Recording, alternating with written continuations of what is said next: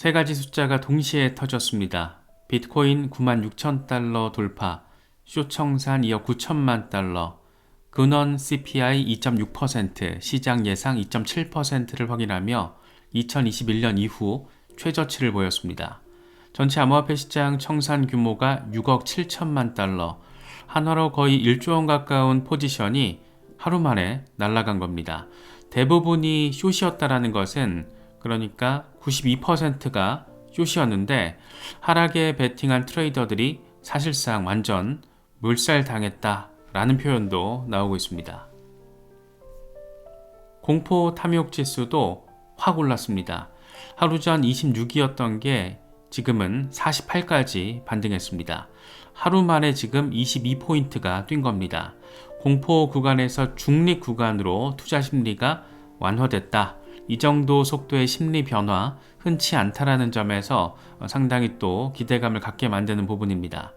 물론 아직 탐욕 구간에는 진입하지 못해서 조금 더 한번 끌어올려졌으면 좋겠다. 이런 생각도 드는데 어쨌든 시장이 판이 바뀌고 있다 라는 시그널을 또 이렇게 보내고 있습니다. XRP 어떻게 될까? 비트코인, 이더리움 다 가는데 이번에 또 예전처럼 XRP만 소외되면 어쩌나 설마 아니겠지 뭐 이런 생각들 많이들 하실 텐데 이번 영상에서 데이터로 짚어보도록 하겠습니다. 결론부터 보면 2026년은 아무 알트나 막 오르는 그런 장이 아니다 라는 분석 나오고 있습니다. 상위 테이블에 남은 자산만 간다 이런 구조적 분석이 나온 겁니다. 윈터뮤트, 스탠다드 차타드 같은 기관들이 데이터로 보여주고 있는데 XRP가 그 테이블에 남을 수 있느냐 그런 부분 살펴보겠습니다. 먼저 이번 반등의 성격부터 짚어보겠습니다. 근원 CPI가 예상을 밑돌았습니다. 전월 대비 0.2%, 전년 대비 2.6%, 시장 예상치는 각각 0.3%와 2.7%였습니다. 둘 다 밑돈 겁니다. 연간 기준으로 2021년 이후에 지금 가장 낮은 수치입니다. 이게 왜 중요하냐면 인플레이션 둔화에서 연준 금리 인하 기대 상승 그리고 위험자산 선호 증가 이게 암호화폐 반등 이 연결고리가 지금 작동했다라고도 바라볼 수가 있습니다. 숏포지션 청산 규모를 보면 이 흐름이 얼마나 강했는지 알 수가 있는데 코인글래스 데이터를 보면 지난 24시간 비트코인에서만 2억 9천만 달러가 청산됐는데 이 가운데 92%가 숏이었습니다. 전체 암호화폐 시장에서는 6억 7천만 달러 규모의 청산이 발생했습니다. CPI 발표 하나로 이른바 숏 스퀴즈가 터진 겁니다. 흥미로운 것은 공포 탐욕 지수의 변화입니다. 어제 26에서 오늘 48로 하루 만에 22포인트가 뛰었습니다. 이 지수는 변동성, 거래량, SNS 언급량, 비트코인 시총 비중 등을 종합해서 산출이 됩니다. 0에 가까우면 극단적인 공포, 100에 가까우면 극단적인 낙관입니다. 26은 공포 구간이었고 48은 중립 구간입니다. 하루 만에 공포에서 중립으로 전환됐다는 것은 심리가 그만큼 빠르게 바뀌었다는 것을 뜻합니다. 동시에 아직 탐욕 구간에 진입하지 못했다라는 의미이기도 합니다. 여기서 우리로선 질문을 가질 수밖에 없습니다. 이게 진짜 추세 전환일까? 아니면 이벤트성 반짝 반등일까? 만약 추세 전환이 맞다라면 확산이 따라와야 합니다. 비트코인이 오르고 이더리움도 오르고 그 다음 알트코인으로 자금이 퍼지는 그런 구조, 순환매, 전통적인 강세장의 패턴, 우리가 2020년에서 2021년 사이클에서 환호했던 그런 흐름 정말 또다시 보고 싶은데 참 이게 어찌 될지 모르겠습니다. 그런데 지금 이게 2026년 현재 상황과 과거 우리가 경험했던 2021년 때를 비교를 해보면 시장 구조가 좀 많이 다릅니다. 확산이 약해졌다라는 분석이 그래서 나오고 있고 그렇기 때문에 가격이 반등했다라고 안심할 게 아니라 이번 상승이 어떤 구조에서 일어나고 있는지를 보는 게 더 중요할 것 같습니다. 과거 사이클에서는 비트코인이 오르면 이더리움도 오르고 그 다음 대형 알트, 중소형 알트, 잡코인까지 막 팡팡 마치 번호표 받아놓고 순서가 있는 것처럼 자금이 확산되는 그런 모습을 보였습니다. 이른바 알트 시즌이라고 불렀던 구간이고 우리가 가장 많이 좋아하는 그런 구간입니다. 그런데 지금은 그 확산이 예전 같지가 않습니다. 우리의 마음이를 가장 짜증나고 답답하게 만드는 그런 부분이기도 합니다. 암호화폐 마켓메이킹 기업 윈터뮤트가 재미있는 보고서를 공개했습니다. OTC, 장외 거래 데이터를 기반으로 시장 구조를 분석하는 그런 곳인데 최근 보고서 재밌습니다. 핵심 내용은 이렇습니다. 2025년 알트코인 랠리의 평균 지속 기간이 19일이었습니다. 전년도에는 61일, 3분의 1로 줄어든 겁니다. 이 숫자가 의미하는 걸 생각해보면 이게 또 간단치가 않습니다. 랠리가 짧아졌다는 것은 그것도 크게 줄어들었다는 것은 자금이 빨리 들어왔다가 빨리 빠진다라는 그런 뜻으로 해석할 수가 있습니다. 과거처럼 알트코인의 돈이 오래 머물지 않는다라는 겁니다. 예전에는 2달 정도 상승 추세가 유지가 됐는데 지금은 이게 3주도 안 된다라는 겁니다. 왜 그런지 윈터뮤트 분석 내용을 보면 기관 투자자들의 전략이 바뀌었다라는 게 거론되고 있습니다. 과거에는 방향성의 베팅을 했습니다. 강세장이니까 알트 사자 이런 식이었던 게 지금은 다르다라는 겁니다. 뉴스 이벤트 중심의 단기 전술 비중이 커졌다라는 건데 계절 흐름에 따른 단순 트레이딩에서 벗어나서 정교하고 반복적인 트레이딩 방식으로 전환했다라는 겁니다. 업토버 이런 표현들 예전에 많았습니다. 10월에 오른다라는 계절성 내러티브였는데 이제는 이런 단순한 패턴 베팅이 더 이상은 안 통한다라는 겁니다. 쉽게 말해서 개나 소나 싹 다 오르는 그런 장은 이제는 없을 것이다 라는 걸 윈터뮤트는 강조하고 있는 겁니다. 유동성이 분산되지 않고 비트코인과 이더리움, 일부 대형 알트코인들에 집중되는 그런 구조로 재편됐다라는 건데 중소형 알트로의 자금 확산이 그만큼 크게 위축됐다라는 얘기입니다. 최근 민코인들이 팡팡 터지는 것 같나 싶을 때 바로 멈춰선 것도 이런 맥락으로 바라볼 수 있을 것 같습니다. 과거 사이클에서는 이런 식의 펌핑이 한번 나오면 한두 달 이상 이어지는 경우도 있었는데 최근 상황만 놓고 봐도 금방 꺼지고 있는 그런 상황입니다. 그렇다면 상위 테이블에 남는 조건이 뭔지에 대해서 짚어보겠습니다. 스탠다드 차타드의 분석 힌트를 주는 것 같습니다. 스탠다드 차타드는 최근 보고서에서 이더리움이 올해 비트코인을 아웃퍼폼 할 것으로 전망했습니다. 목표 가격 7,500달러, 비트코인은 15만 달러입니다. 현재 가격 대비 상승률로 보면 이더리움이 141%, 비트코인이 63%입니다. 장기 전망은 더 극적입니다. 2029년에서 2030년 기준으로 이더리움은 3만 달러에서 4만 달러, 비트코인은 40만 달러에서 50만 달러를 예상하고 있습니다. 배수로 환산하면 이더리움은 10배에서 12배, 비트코인은 4배에서 5배입니다. 이더리움의 장기 수익률이 비트코인의 2배 이상이라는 그런 상당히 빡센 그런 전망입니다. 이더리움이 비트코인을 수익률 면에서 이긴다라고 본 스탠다드 차타드가 꼽은 이유 3가지입니다.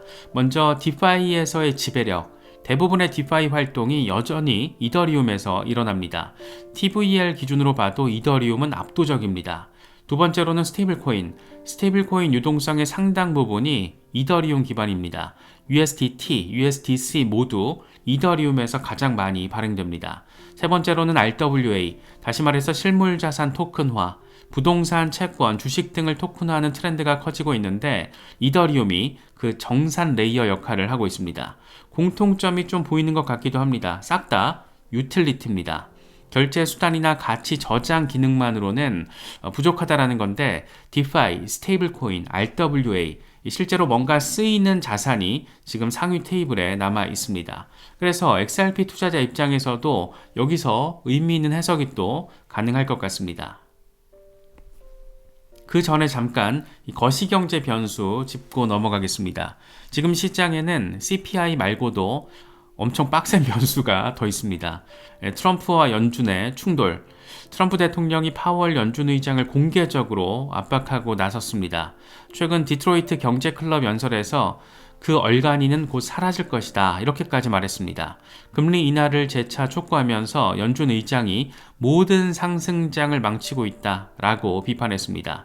CPI가 예상을 하회했으니까 트럼프 입장에서는 인플레이션 잡혔으니까 금리 내려라 라고 말할 명분이 지금 생긴 겁니다. 물론 이런 대립 처음 있는 건 아닙니다. 트럼프 이길 때도 파월을 압박했었고, 이기 때는 그런데 지금 수위가 조금 많이 다릅니다.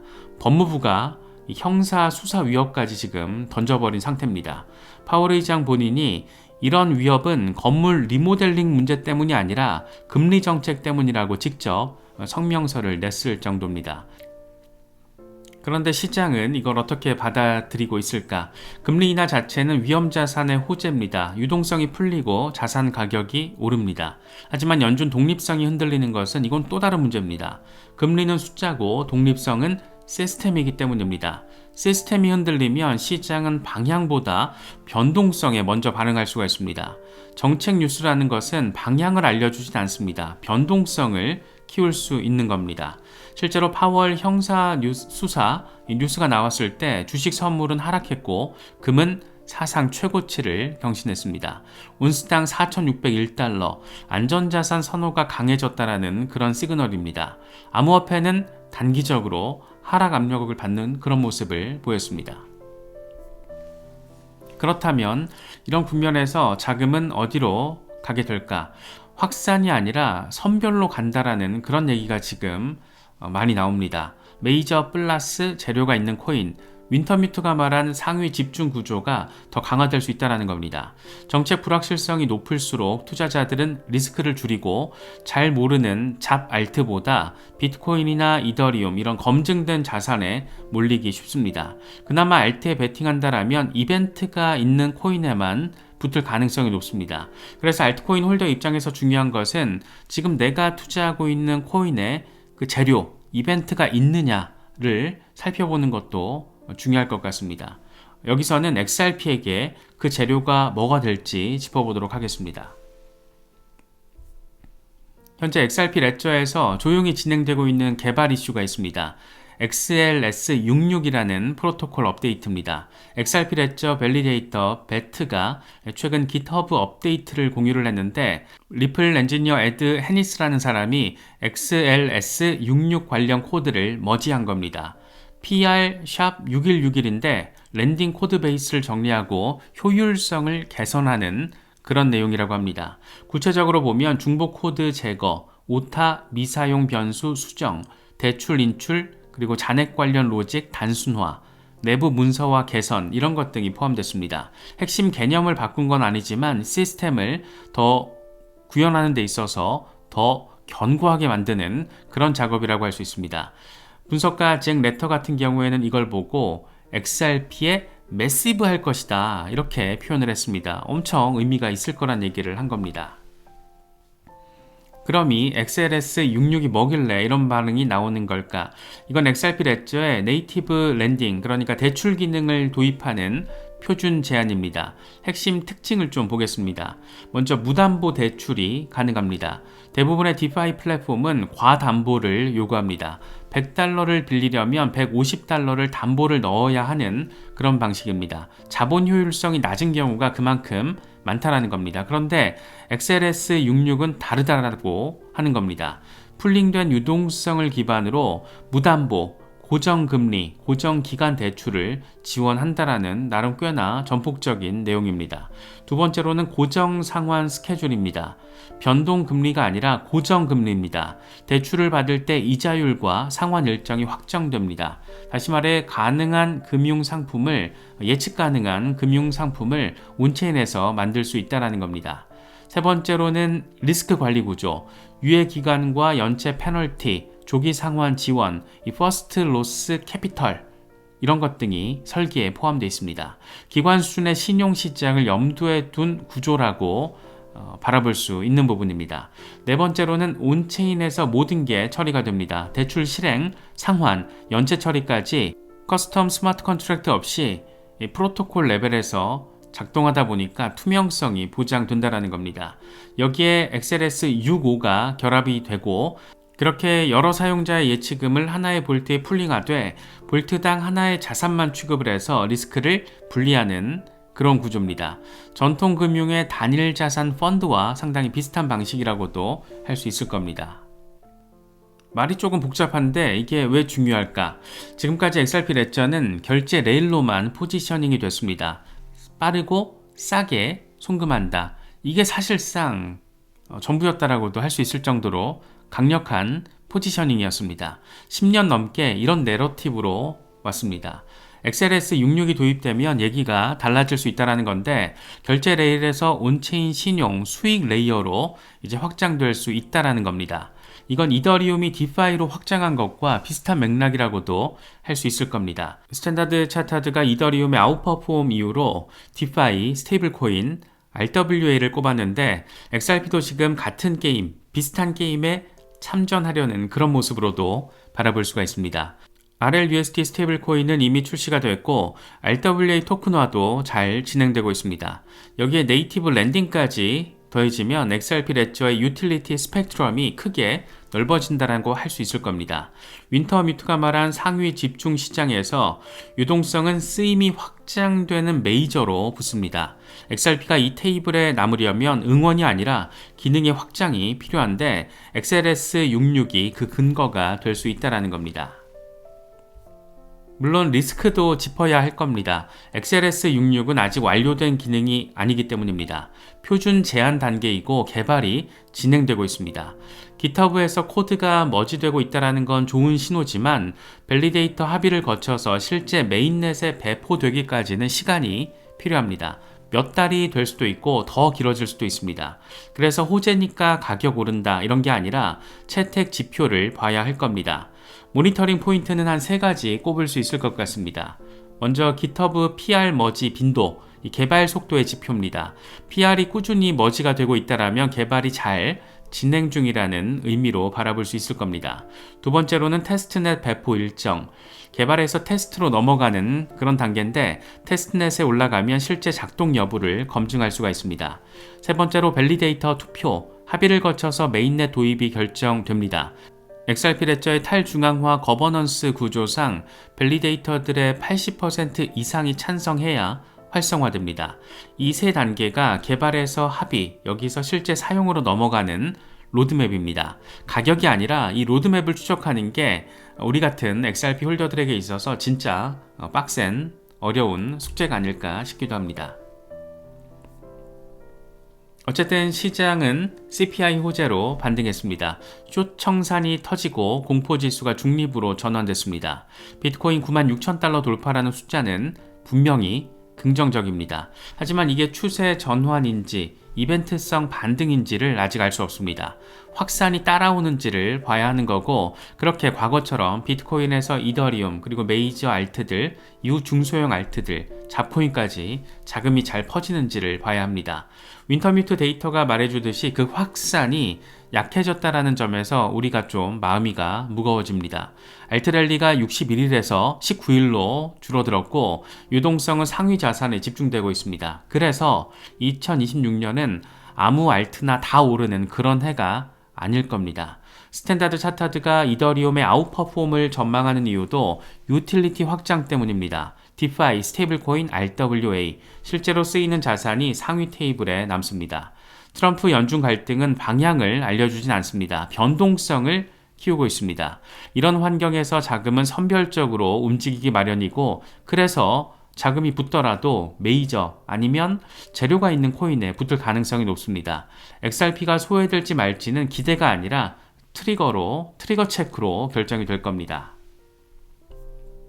체크리스트 한 3가지만 정리를 해보겠습니다. 먼저 구조, 유동성 상위 집중이 계속되는지를 봐야 할 겁니다. 윈터뮤트의 프레임이라고도 할 수 있는데 비트코인, 이더리움으로 자금이 몰리고 알트 확산이 제한되는 구조가 유지되면 재료 없는 알트는 소외됩니다. 반대로 확산이 살아나면 알트 전반에 기회가 열릴 수도 있을 겁니다. 온체인 데이터, 거래소 유동성 흐름을 주시하면 이 구조 변화를 감지할 수 있습니다. 두 번째로 정책, 트럼프 연준 갈등이 방향이 아니라 변동성을 진짜 키우는지를 봐야 할 겁니다. 정책 불확실성이 높아지면 자금은 선별적으로 움직입니다. 메이저, 플러스, 재료 있는 코인에만 붙을 가능성이 높습니다.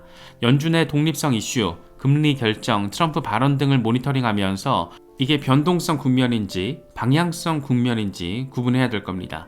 세 번째로 XRP 트리거, 이 XLS66 같은 업데이트가 개발에서 합의해서 실제 사용으로 넘어가는지를 살펴볼 필요가 있습니다. GitHub PR 머지 빈도, 테스트넷 배포, 밸리데이터 투표, 이 세 단계가 XRP가 상위 테이블에 남을 수 있느냐를 결정합니다. 뉴스 헤드라인이 아니라 실제 개발 진척을 추진하는 게 핵심이라고 할 수 있을 겁니다. 이런 건 제가 잘 챙겨보겠습니다. 그래서 XRP 홀더 입장에서 중요한 것은 단기 가격이 아니라 구조적인 포지셔닝이다 라고 할 수 있을 것 같습니다. 승자 독식 시대에 XRP가 승자 테이블에 앉을 수 있느냐? 그 답은 커뮤니티 홀더들의 응원이 아니라 XLS66 같은 유틸리티 확장이 실제로 이루어지느냐에 달려 있을 겁니다. 결제 레일에서 온체인 신용 레이어로 확장되느냐, 이더리움이 디파이로 성장한 것처럼 XRP도 같은 경로를 밟을 수 있느냐. 이건 희망이 아니라 검증의 문제입니다. 데이터로 확인하면 됩니다. CPI 호재로 시장이 반등했지만 트럼프 관련 이슈들이 워낙 많아서 언제 어떤 일이 터질지 모르는 그런 상황이기도 합니다. 당장 조만간 얼마 지나지 않아서 대법원 관세 판결도 나옵니다. 단기 가격에 일희일비하기보다 그래서 구조적으로 어떤 자산이 살아남을지를 보는 관점이 더 유용하지 않을까 생각됩니다. 윈터뮤트가 말한 유동성 상위 집중, 스탠다드 차타드가 말한 유틸리티 확장, 그리고 XRP의 XLS66, 이 세 가지 키워드를 잘 살펴보면 앞으로 시장을 읽는데 도움이 될 수 있지 않을까 싶습니다. 여러 가지 소식들 잘 참고하시면서 현명한 투자 스탠스 잘 견지하실 수 있으면 좋겠습니다.